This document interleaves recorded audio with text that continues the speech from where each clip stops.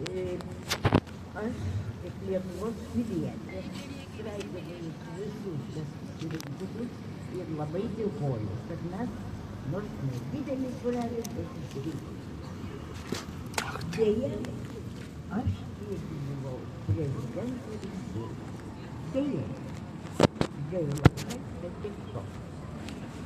Ir aš reikalauju prezidento asmeninės atsakomybės už šitą aferą, Kapčiamiesčio miesto, Kapčiamiesčio miškų naikinimą ir visus kitus. Tegu asmeniškai prisiima savo kaltę. Taip. Seimų naikintas 5, nei vienas neprisimės. Ir vėl bus atskaičiuojami pinigai, kai mes kreipėmės į tarptautinės visas organizacijas. Ir vėl iš mūsų atskaičiuos, iš mūsų vaikų, kurios vis taip paliko, nežinia kur, kaip jie gyvens toliau.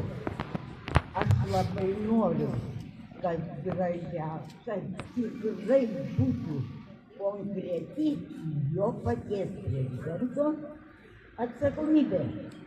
Ir už visą šitą aferą, kad būtų atlyginta iš jo paties lėšų. Teisingai. Man pritariam. Pritariam.